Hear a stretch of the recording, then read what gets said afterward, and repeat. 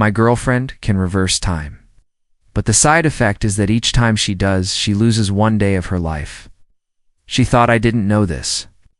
So to save her childhood friend, she used it 999 times, even killing me.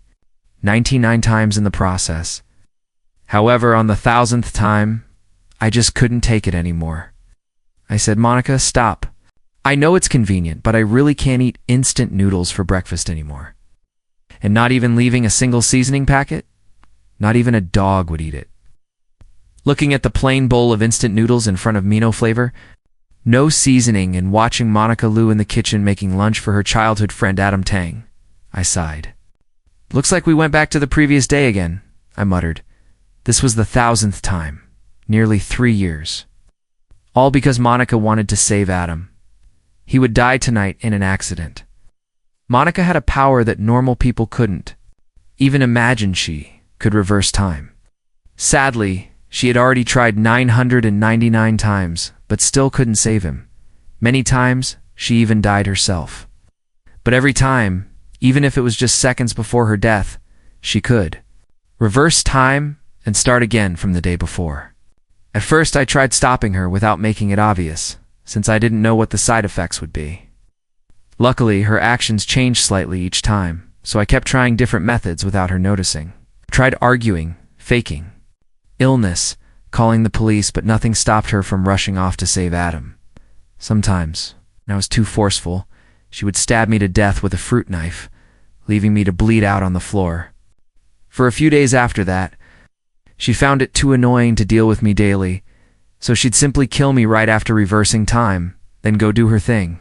Altogether, she had killed me 99 times.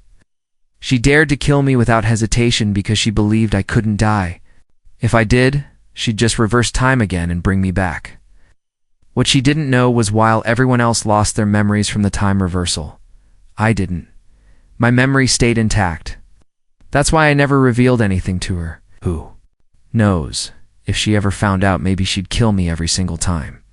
Every time before Adam's death, Monica would hold him and say the same thing 999 times. "Adam, don't worry. Even if you die, I will definitely save you." Then the endless loop would begin again. For 3 years, I watched their bond. It felt like they were the true lovers, and I was just some extra in their love story. I got tired, wanted a different life. I didn't want to relive the same day again and again.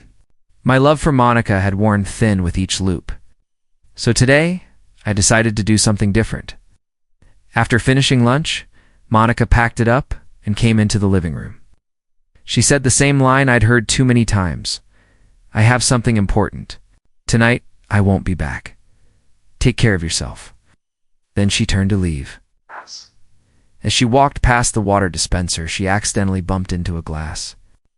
Before it could shatter, I grabbed a cushion from the sofa and caught it. She looked at me in surprise. I said nothing. Got up, took the car keys from the TV cabinet, grabbed an umbrella from the balcony, and handed both to Monica. Puzzled. "What's this?" Before she could finish, I cut her off with a smile. "You're going to drive later, right? The weather forecast said it'll rain. Take the umbrella." Her expression changed, slightly complicated. Looked like she wanted to say something, but in the end, she just replied, "I'll try to come back early tonight and make you a nice meal." I nodded. Watching her leave in a rush, I sighed again. In truth, I hadn't seen any forecast. She had a sharp memory and never forgot anything. In the 999 loops, she never once forgot to take her keys or an umbrella. But this time, I handed them to her ahead of time, and she didn't even notice the difference. She was always thinking about Adam. Maybe our love was a mistake from the very beginning. 5 years ago, she used time reversal to save me.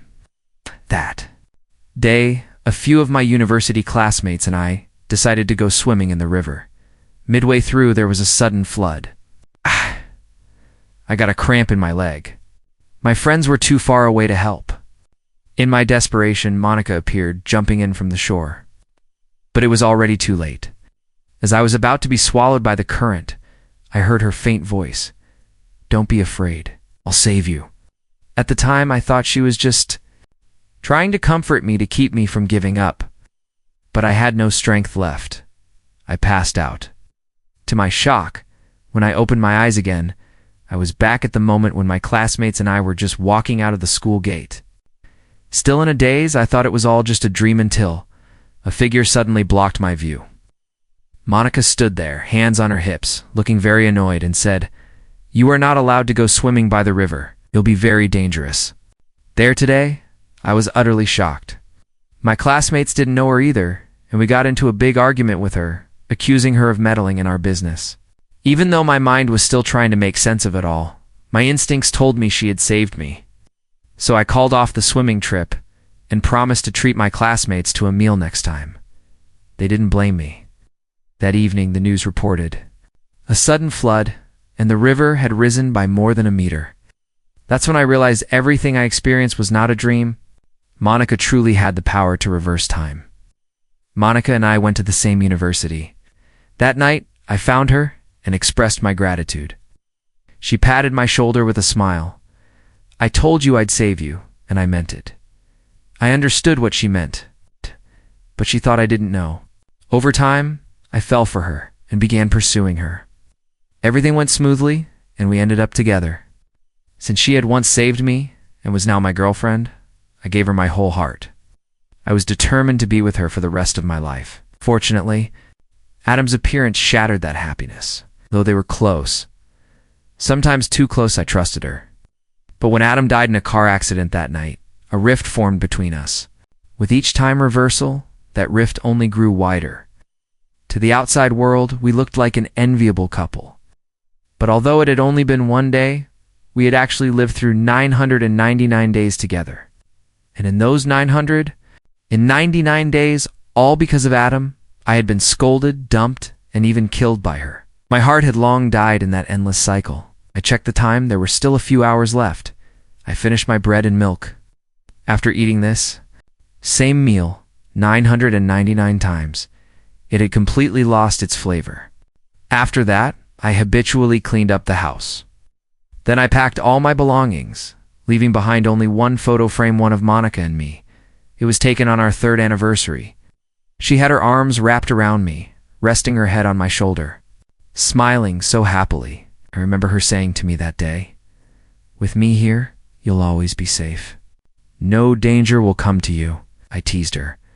"What if it's you bringing the danger?" She replied half-jokingly, "I can reverse time and correct any mistake I make. I saved you once, I can save you for a lifetime." I hugged her and smiled. "Okay, I'll protect you forever, so you can save me for a lifetime." Looking back, I realized those promises made during the honeymoon phase are never to be taken seriously. When she stabbed me again and again just to save Adam, I knew our relationship had already ended. Maybe her ability let her fix any mistake, but only for others. If I were like any ordinary person, not remembering anything, perhaps I'd still be in love with her. But I'm thankful that I remember. Otherwise, I'd have spent my life in the dark. I took the photo out of the frame and tore it in half. I placed her half back in the frame and erased the last trace of myself from this home. Finally, I lay on the sofa, quietly breathing in the fading scent of Monica that still lingered. I didn't want to fall into the loop again. This time I would help Monica. She had saved me once, I would help her save her childhood friend once to repay her kindness. And in doing so, I'd also set myself free. 3 hours later, I grabbed my suitcase and went to the garage. I drove straight to Adam's company building. Monica was already there, pacing anxiously at the entrance. Adam's phone would be off today and no one could reach him. When he arrived and got out of his car, it would explode instantly. A bomb had been planted under it. In the past 999 attempts, Monica had tried everything. But because she could never contact Adam, she never managed to save him.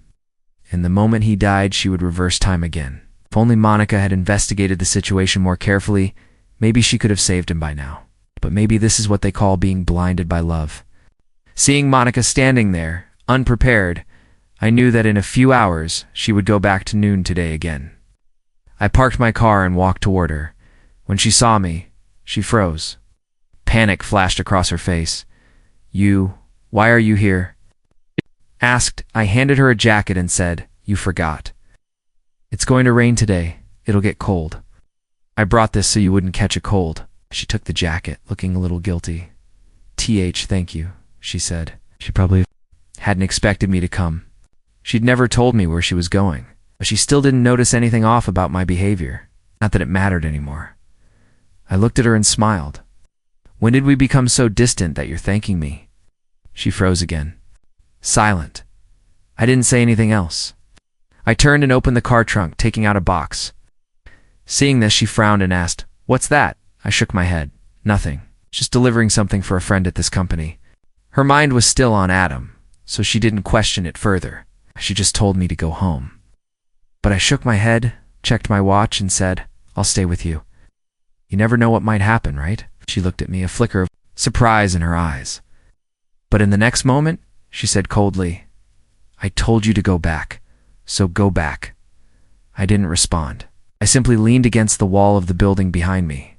Craziest day if you want. But if anything happens, don't expect me to save you. She yelled at me a few more times, but when I didn't react at all, she gave up. After all, she could reverse time, as long as she found a way to save Adam.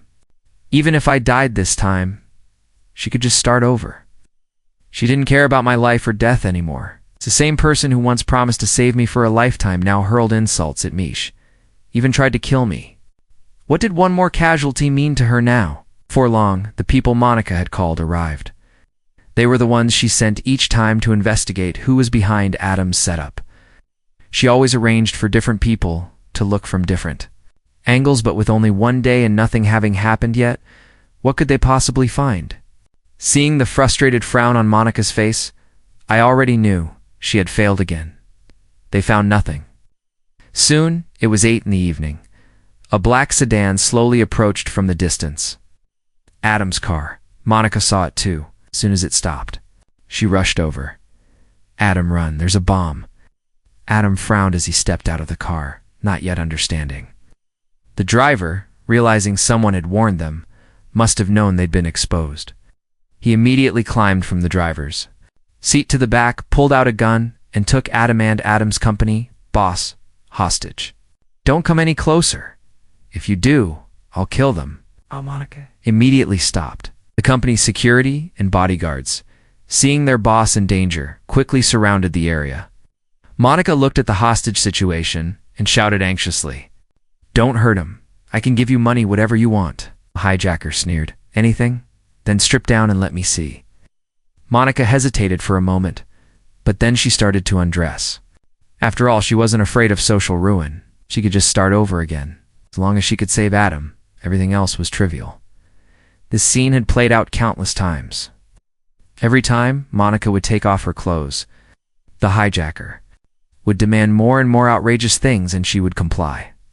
She was stuck in a dead end, convinced that this was the only way to save Adam. She never tried anything else. To go that far for one person, I didn't know whether to admire her or despise her. Wanting to save someone isn't wrong, and if it's really to save someone, I don't think reversing time is wrong either. But her way of saving Adam came at the cost of hurting me. She saved Adam 999 times. She hurt me 999 times. If she had told me from the very beginning, would I really have let her stand by and watch a life be lost? After so many loops, I finally understood. In her heart, I meant nothing. I opened the box I had brought and walked over to Monica, who was about to take off her clothes. I grabbed her arm. You don't need to take them off, Monica struggled, trying to pull away. What are you doing? If I don't take them off, Adam will die, I replied calmly. He won't die. The hijacker doesn't have the guts to kill him. My words enraged the hijacker. He pulled a remote control out of his pocket with one hand. Damn it, I'll show you whether I've got the guts or not. There's a bomb under the car. Not only will they die, everyone here will die too. Monica panicked. No, I'll take them off. She tried harder to break free from my grip, but how could her strength compare to mine? She couldn't escape. So she slapped me across the face. Enough. Let go. Half my face stung, but it was nothing compared to the pain in my heart, I sneered. You're my girlfriend. Would I really let you strip in front of everyone and let some random man see your body? Monica shoved me. My grip loosened. She immediately snapped, then let's break up right now. I'm not your girlfriend anymore. It's my body. I'll show it to whoever I want. Looking at her desperate expression, I smiled. Fine. We broke up. She froze. I ignored her and walked up to the hijacker, taunting him. If you blow up the bomb, you'll die too. Do you really dare to press it? Try me, the hijacker shouted. Adam began panicking. Charlie, don't provoke him. If the bomb explodes, we'll all die. I didn't listen. I kept taunting the hijacker, coward. I don't believe you'll press it. You're just bluffing. If you really pressed it, you'd die too. You're not suicidal. You're just putting on a show? The hijacker went crazy, pressed the remote. Behind me, I heard Monica scream. No, a second passed. Nothing happened. The hijacker froze. Everyone stared, stunned. He was the first to speak. Why didn't it explode? I smiled. Ever heard of a signal jammer? Monica's eyes widened. She seemed to remember the box I had taken out of the car earlier. Now the hijacker panicked. He grabbed Adam by the neck and pressed the gun to his head. I don't believe you can block bullets too. Monica rushed out from behind me, caught her with one arm. She kicked, hit, screamed at me. Charlie, you bastard! Let go of me! I have to save Adam! Then a gunshot rang out. Monica froze. Figure slowly collapsed. But it wasn't Adam. It was the hijacker. I let go of Monica. She instantly ran forward and wrapped Adam in her arms. Adam, I finally saved you. In that moment, I also felt a strange sense of relief. A group of uniformed officers quickly surrounded the area. One of them holding a sniper rifle was the one who fired the shot. I had called the police earlier. Once they confirmed the remote couldn't detonate anything, the officer took the shot. It's watching Monica cry in Adam's arms, I sighed. Monica, I've helped you save him now. That repays you for saving me in the river. I owed you my life and now I've returned it. From now on, we have no more ties. Her expression shifted dramatically. She immediately let go of Adam and looked at me, her voice trembling. Do you not want me anymore? Didn't you say you'd marry me? Protect me for a lifetime? Never break up? You're going back on your word? I gently pushed her away, wiped her tears, and smiled. But you were the one who broke your word. First, just know you said it yourself. You mentioned breaking up. We already broke up. Her sobs immediately stopped. I noticed her face had aged more wrinkles than before. She looked 3 or 4 years older compared to when I first remembered her. I finally said, use your ability less from now on. Live a good life with Adam. Then I turned and walked away. I was taken to the station for questioning. Because I had called the police in advance and provided exact details asking them to arrive at a specific time and bring a sniper rifle, they were very curious how I had known. I brushed it off with a vague explanation. After all, a life had been saved and a disaster was averted. When I stepped out of the station, it was 11:30 p.m. I still had time. I quickly drove to a cafe across the street from where the incident had occurred earlier that day. I went straight to the fountain out front. In the distance, I saw a woman in a white dress standing there. Her name was Hannah, the cafe owner. I ran over and pulled her aside just in time. A flower pot fell from above the next second, smashing exactly where she had just been. I looked at the time, 11:51 p.m. Just in time. First time Monica used time reversal and failed to save Adam, we had a huge fight. I was in a foul mood and wandered into this cafe where I saw the owner, Hannah, get struck and killed by a falling flower pot, accidentally knocked over by a resident upstairs. The second time Monica failed again, I decided to come earlier and save Hannah. Except on the days Monica stabbed me, I managed to save Hannah every time. It became a habit. Every time, she would thank me with a cup of coffee. We always chatted for a few minutes. Short as it was, those conversations were the only light in my repeating nightmare. She smiled at me again. Thank you. Without you, I might have died. Why don't I treat you to a cup of coffee? I glanced at the time midnight was approaching. I smiled and shook my head. No need. Maybe I'll come again next time. After all, eating instant noodles in the morning and coffee every noon for 1,000 loops even, a steel heart couldn't take it anymore. I was still worried Monica might reverse time again, pulling us back to this very afternoon. Hannah said nothing. She just turned back into the cafe, and after a few minutes, came out with a cup of juice. Here, drink this. It's the last one. For today, since she had brought it herself, I didn't refuse, but I wasn't in the mood to drink. I just kept staring at the second hand on my watch. 11:59 p.m. Hannah leaned in, curious. What are you looking at? As the second hand neared 12, my heartbeat quickened. If time went back again, what would I do? I was so tired, so tired. I looked at Hannah and said, if I come back next time, remember to get me a Coke. I like Coke. She blinked. Confused by what I meant, she didn't understand, but she still smiled and nodded. Although we don't sell Coke here, I'll get one for you next time with ice. With ice. Just as I finished speaking, it turned midnight. Heart raced. 1 second, 2 seconds, 3 seconds. Hannah saw me standing in a daze and came up behind me, pinching my cheek. What's wrong with you? I snapped out of it. Nothing had changed. I was overwhelmed with relief and joy, as long as it was past midnight into a new day. Monica's.